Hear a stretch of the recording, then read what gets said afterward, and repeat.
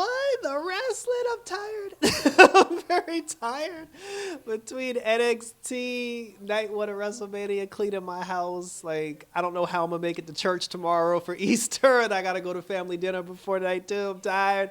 But it's your boy, Icon, and we're here bringing you the wrestling post show behind me. The night one is behind us. And before we get started, hit that notification bell, like it or subscribe. Check out my NXT Stand and Deliver review, which is up on my YouTube channel as you're watching this. And let's get started and discuss the wrestling. So, no pre-show match, bastards. And I also thought it was a missed opportunity for the New Day to taunt Big E when he was on commentary. But the show opened with Gunther and Jey Uso. The show started at 7 o'clock. When the Jey Uso Gunther match ended, it was like 7:42 because Jey Uso decided to walk from the top of the building through the crowd to the ring, and it took him 80 years to get to the ring, which was insane. It was like really insane. But the match was weird. Like, the match was good, but it was weird. The crowd sucked. The crowd was dead. The crowd, I don't know if the alcohol didn't kick in yet or what, but the crowd was legitimately dead, and they didn't actually wake up until halfway through the Jade Naomi match. But they were it's like nobody was really like doing the Yeet thing or whatever. I don't know. It was just like Vegas sucks. Like, the Vegas crowd sucks. I said they weren't very interesting, but I mean, there's not too much to say about the match. It's like the match was kind of slow paced for me, but and then it had a surprise finish because in the end, like after doing like the super kicks and the splashes and everything, he did like 3 splashes on him, whatever. He grabbed Gunther, he put him in a sleeper hold, and Gunther tapped out to the sleeper hold. And I think like the fans didn't react right away when the bell rung, and I don't think it was because they didn't like the finisher or because they thought it sucked. Everybody was legitimately surprised that he won by submission. So when Gunther tapped, like, you're not expecting that from Gunther.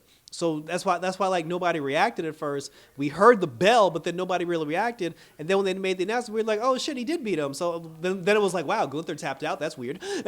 So yeah, and then he celebrated. Jey Uso celebrated. It was a week. So based on what we've seen in the overseas, like in all the overseas arenas and everything that we've seen with Monday Night Raw, this was considered a very weak like celebration by Jey Uso standards. His brother showed up, Big Jim showed up, and you got to feel bad for Jimmy Uso because he doesn't even have a match at WrestleMania, and he's just there to celebrate his brother and to be there with his brother. You got to give this man some singles gold at some point. Maybe he's the one that'll take down Jacob Fatu in the end, which will be a big win for him. But yeah, main event, Jey Uso was World Heavyweight Champion. Didn't seem like the crowd cared all that much, but kudos to him. I mean, we knew he was going to win, and we'll see what he has to say for himself because when he comes out on Monday, that entrance is going to take like 30 years. So let's wait and see what's in store for main event Jey Uso. The second match was probably like one of my second favorite matches of the night, where it was the New Day versus the War Raiders, and then on the kickoff show, Kofi called them the Viking Raiders, and then Michael Cole was like, they're the War Raiders, and there's like, they're still Vikings, Cole, and they came out wearing like Viking shit. So the New Day comes out, regular tag match, like, nothing there, but in the end, the New Day cheated. They cheated a bunch of times, but they cheated to the point where, like, when the big dude Ivar, Eric or Ivar, when he tried to bounce off the ropes, they got him off the ropes, and then when Woods landed on top of him and went for the pin, Kofi grabbed his foot so he couldn't kick out of the pin. The New Day got the 1-2-3 victory, and as soon as the New Day got the 1-2-3 victory, Kofi grabbed the belts, and these motherfuckers ran out the building. they ran like the cops was coming. Like, I was like, oh shit, the motherfuckers was out. Like Keystone Cops, like, out. And they took the belts and they dipped. So 13-time tag team champions, the New Day. And again, I thought they were going to go to the podium and throw it in Big E's face. We're still waiting for that because I feel like Big E's going to get cleared soon. And the whole thing about the New Day talking their shit and being champions is going to lead to a Big E return. So we'll see what happens with that. But your new tag team champions are the New Day for the 13th time, and I'm happy to see it. Third match of the night was the match that I was looking forward to on this entire card, which was Jade Cargill versus Naomi. Naomi has new music, which she should. She has a new entrance, which she should. I feel like because it took a while just to get her new theme music, they just used this for WrestleMania purposes. But this isn't the music she's gonna ultimately end up with because it is very heelish, but it's also generic as hell, and it doesn't really fit her personality at all. But but for a WrestleMania match where she was the heel, it worked perfectly because you couldn't have her come out doing the glow thing, like it wasn't going to work. So she comes out, Jade comes out, they did this whole weather forecast thing. I'm like, yes, we get it, a storm is coming. And the thing with Jade Cargill, she's more like Nubia, like the black sister of Wonder Woman. She's more like an Amazon than she is Storm from X-Men. Like, she's obsessed with Storm from X-Men, but I'm like, look at you, like, you're an Amazon. You belong in a Wonder Woman movie. So, no, but this was a good match between the two. Like, in this match, the crowd actually got alive for it. And, Jade pulled off one hell of a power bomb at one point where she threw Naomi up in the air. Naomi's outfit kept sliding down because she kept like adjusting like her breast area like the entire time of the match. But it was a good match. Like I said, it was a good match. It was a very entertaining match. Jade ended up getting the 1-2-3 victory over Naomi, and I don't think this is over because I was disappointed that the Meta Girls didn't show up, to help Naomi, but Naomi's probably going to show up tomorrow to help Bianca Belair, capture the women's championship, and then they're both going to turn on, like on Jade. So looking forward to that. But Jade Cargill got the win. She's back, and she looked good in singles competition because she's been with Bianca for so long, working with Bianca, learning the ropes. It's now time for her to be on her own. And I thought she did perfectly fine. Like, I had no issue with anything that Jade Cargill did. Naomi was a good opponent for her. It worked out perfectly fine. And I'd like to see where both women go from here. The United States Championship match between Jacob Fatu and L.A. Knight. LA Knight got his ass beat. Like, LA Knight got his ass beat. LA Knight got whooped on. LA Knight got pummeled from pillar to post. And after a whole bunch of Samoan hip attacks and after a bunch of Samoan moonsaults that look way better than Tiffany's moonsault, after all those moonsaults, Jacob Fatu, surprise to me, captured the United States Championship. I thought he was going to OD and do so much tomfoolery. He was going to get himself disqualified, but that didn't happen. He won the match straight up. He beat LA Knight straight up. So, yeah, I can't say anything about that. Like, Jacob Fatu's in the building, no brakes, straight gas, and we'll see who his opponent is. I hope that when he eventually loses the belt, he loses to Jimmy Uso because Jimmy Uso needs a big win on a big stage, because he's just as good. Hopefully now, like, he also uses this time to get himself into better shape because Jimmy Uso is the sloppy one of the group. So I think if he gets his body into better shape, they'll take him more seriously. And then eventually we'll see him be the person to take down Jacob Fatu. I said, but, the reign of Jacob Fatu is upon us, and we'll see how it goes. Next up, we had Grande Americano versus Rey, but not Mysterio, Rey Fenix, because Rey Mysterio apparently got injured during the 6-man tag match on SmackDown.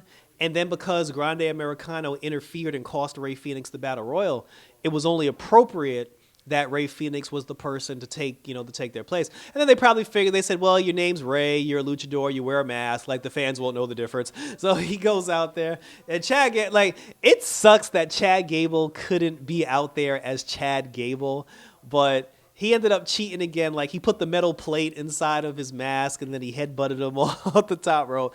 Rey Fenix tried to kick him in the face, and he broke his foot. Then he did the flying headbutt, and then Grande Americano got the victory. That was some funny ass shit. I'm sorry. Like, the entire, like, this entire feud between American Made versus like all the Spanish wrestlers, it is very politically motivated, but it's still funny as shit. So like I said, Grande got the victory. Gracias. We'll see how long this charade will go on Monday Night Raw. Then was the match that nobody cared about, the Silicone versus the Silicone, the blonde leading the blonde, Charlotte Flair versus Tiffany Stratton.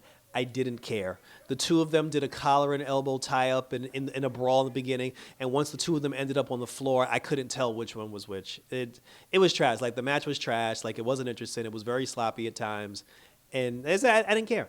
Tiffany won, which that actually surprised me, but I knew Tiffany, like, I picked Tiffany to win, but I was still surprised that Tiffany won because the thing is, the fans legitimately don't like Charlotte Flair. Like, they don't want to see her anymore. Like, they're over Charlotte Flair, like she's through.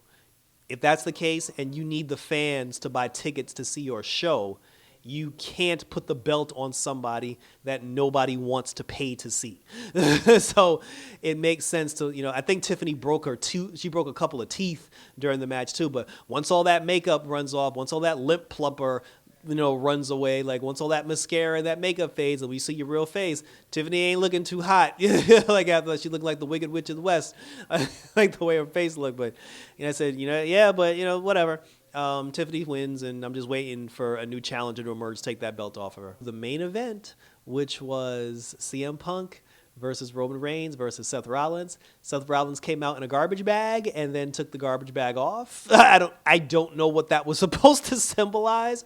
It was very weird. Roman Reigns came out by himself. Took him 50 years to get to the ring. The whole crowd put their ones in the air and in living color sang CM Punk to the ring, and then their song just abruptly just cut off. And I'm like, they just did they just did 3 minutes of the song and then just stopped. I was just like, shouldn't the music keep playing? Like, that was weird. Punk came out with Paul Heyman in his corner. The match was back and forth. There was a good spot where Punk hit Rollins with the GTS. Roman hit Punk with a spear. And then Rollins hit Roman with the curb stomp. And whoever came up with that sequence, kudos to you, because that was some cool ass shit. And then at the end of the match, which was the surprise to everybody, all three members were down. Paul Heyman had the chair in his hand, and he chose to give the chair to CM Punk. So it made us think like, wow, he chose CM Punk over Roman Reigns. And right before CM Punk was going to hit Roman with the chair, Paul Heyman hit CM Punk in the nuts. So I was like, okay, he turned on him. That's his tribal chief or whatever. And then when Seth was getting up, Paul Heyman gave Roman the chair and said, here's your chance to get your Shield revenge. And then right before Roman hit Seth in the back with the chair, Paul Heyman hit Roman Reigns in the nuts, gave the chair to Seth Rollins. Rollins used it to knock out Roman Reigns, hit him with the curb stomp, and Seth Rollins won the match. My money was on CM Punk. My money was on Chick Magnet and Punk. I knew Roman wasn't going to. I thought Punk was going to win and Rollins was going to take the pin. Rollins won and Roman took the pin, so I did not have that on my bingo card.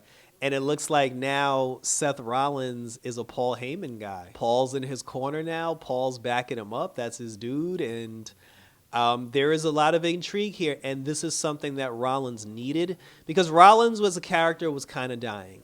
Like, being in this feud pumped some life into him, but Rollins was like dead ass. Like, he was low key like dying a little bit. So yeah, so he's with Paul Heyman now. Now Roman and Punk are by themselves, like whispering in the wind. Punk got his main event. He said it's not like he had to win it. Punk just said he wanted to be in it. And does this make Seth Rollins the #1 contender now for main event Jey Uso's title? I don't know. But, that was how WrestleMania Night 1 ended. And thank you for tuning in. So, yeah, I don't have anything to say. I liked it. Like, I liked the show. Like I said, the only match I didn't care about was Charlotte and Tiffany. I mean, that was trash, but everything else was entertaining to me. Like, I enjoyed everything else. I enjoyed the show. Like I said, I can't say anything bad about the show. So the show was a solid, like, 9 for me. It was a 9 show. It had stuff that I liked. It had everything that I liked. It just had the one match I didn't give a damn about. But I said it was a 9 show for me. I'm looking forward to night 2 tomorrow, because I want to see the Bianca match. My prediction is that Bianca will turn heel, either because Naomi shows up to help her, or the Meta Girls show up to help her, or Naomi and the Meta Girls show up to help her, because they've been booing Bianca for no reason for a long time now, so she might as well just embrace it now and just turn heel. But share your questions, comments, and concerns. That was how WrestleMania ended. Thank you for tuning in as always, and I look forward to reviewing Night 2 of WrestleMania with all of you. Check me out on X, on TikTok, on Instagram, and YouTube, where you can leave your questions, comments, and concerns. Let me know what you thought about Night 1 of WrestleMania. Did you enjoy it? Did you not enjoy it? What was your favorite match? What match did you not like? And where do you think all these storylines are going to play out as we proceed to bring you part 2 tomorrow? So that was it, guys. So thank you for tuning in. So for Night 1 of WrestleMania, we'll see you tomorrow for Night 2. And until then, we're out this bitch.